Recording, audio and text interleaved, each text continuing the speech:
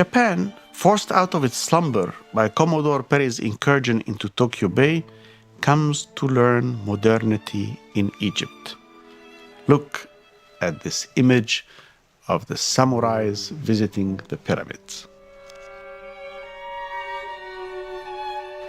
Despite setbacks and reversals, from the crushing of the Arabi Revolution to the invasion and occupation of Egypt by the British, the urge to modernize and learn continues unabated. Muhammad Abdu, Qasim Amin, Saad al-Zaghlul, Ahmed Lutfi al-Sayyid are all among the founders of modern Egypt. They helped bring about the founding of the Egyptian University in 1908, and the Institut d'Égypte, re-established in Alexandria as the Institut Égyptien, in 1857 returns to Cairo and assumes its rightful name in 1918. The 1919 revolution helps to bring democracy to Egypt, enshrined in the 1923 constitution. From there until mid-century, the Institute thrives with the distinguished work of Omar Tosun, Ali Ibrahim, Ali Musharrafa, Taha Hussein, and so many others. Egypt survives the Second World War, and in 1952, the Egyptian Revolution of July 23rd ushers in a new era. It is now the time of mass education. Schools are built everywhere. Universities are expanded. Research institutes are established. And all this follows the socialist model of state control of all these facilities. Soon, quantity overtakes quality. Problems gestate and will reappear decades later with a much weakened scientific research base and weakened educational institutions. But along with that expansion, a large number of talented Egyptians are sent to study abroad. A number of them decide to stay overseas and gradually form a diaspora. Stellar names like Elbaz, Zuwail, Yaqub, and Al-Sayyid keep their ties to Egypt while continuing their research abroad. Indeed, Farouk Elbaz becomes science advisor to President Sadat. كلية العلوم جامعة الإسكندرية كانت الزواج السعيد بالنسبة لي أنا علمياً. في علماء كويسين جدا في مصر، كلهم بيعملوا أبحاث كويسة جدا، والحكومة بتعضدهم، بتديهم تمويل، وحتى رجال الأعمال ابتدوا يعملوا تمويل في الموضوع ده. من المهم جدا إن احنا ندي الشبان والشابات المصرية فرصة إنهم يساهموا في العلم العالمي. فإحنا نفسنا كمصريين لازم نرقى لمكانة مصر في العالم، لأن مصر راقية لوحدها بأرضها ونيلها بس، مش بينا، ولا ترقى أبدا بينا بالحالة اللي احنا فيها، فلازم احنا نرقى لمكانتها.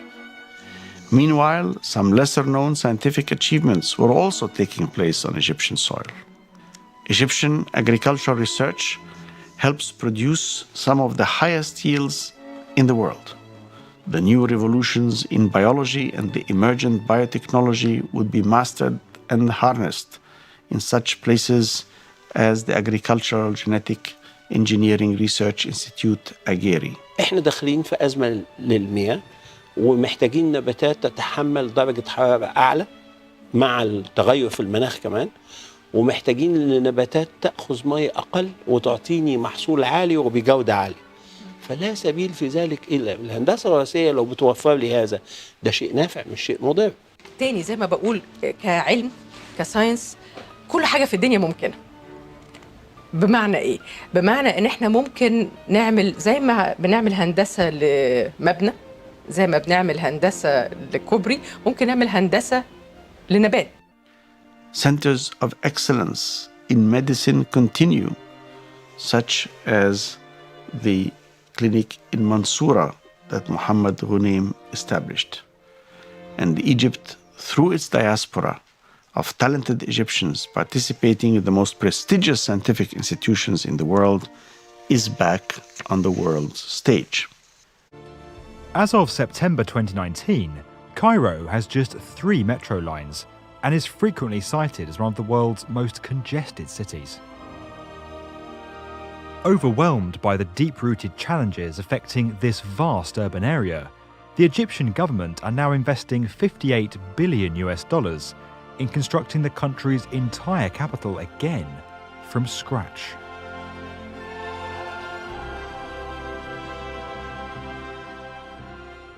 From the Great Pyramids at Giza, formed in 2500 BC, to the Suez Canal constructed in the 19th century, and the Aswan High Dam built in the 1960s, Egypt is no stranger to megaprojects.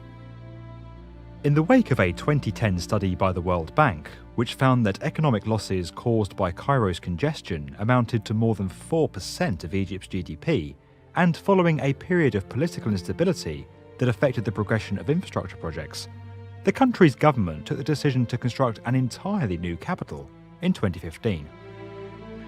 Located 45 kilometres east of the original Cairo, the as yet unnamed city has been under construction ever since.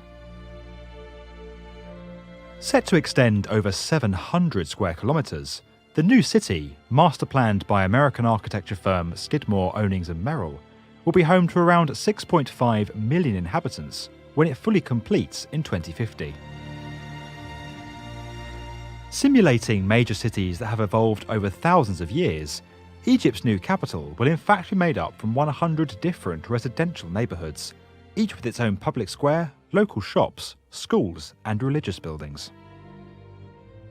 In all, the city will boast over 1,200 mosques and churches, 553 hospitals and clinics, 40,000 hotel rooms, and a vast theme park, set to be 4 times the size of Disneyland in California.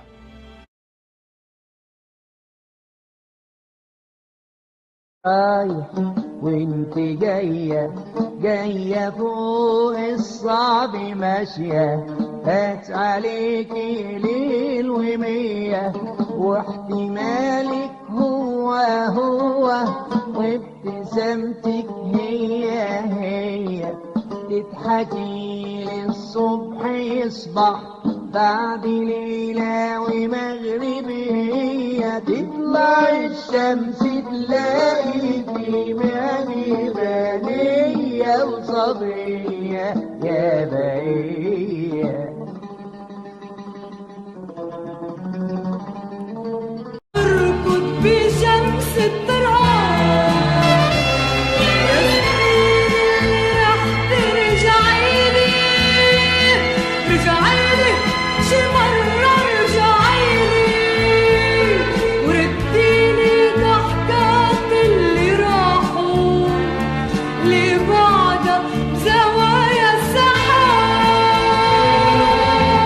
Even while we sleep we will find you acting on your best behavior turn your back on Mother Nature everybody wants to rule the world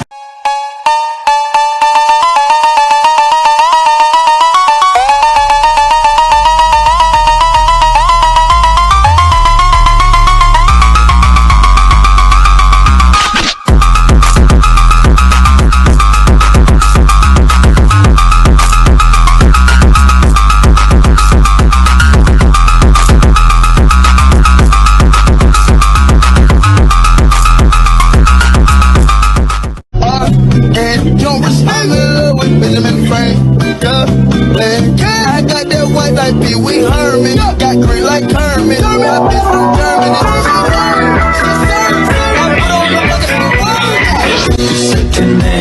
In Russia long ago, he was big and strong in his eyes and play.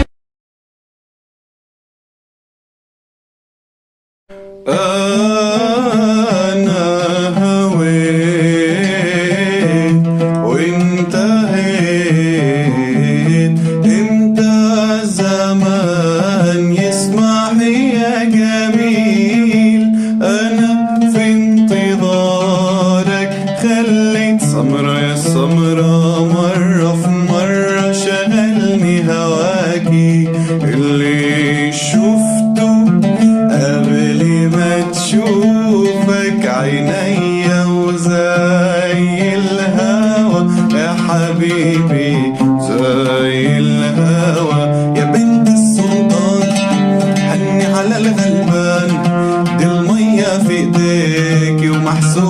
عطشان حبيبي يا نور العين يا ساكن خيالي. طب ليه بيداري كده ولا هو داري كده ولا انا داري كده؟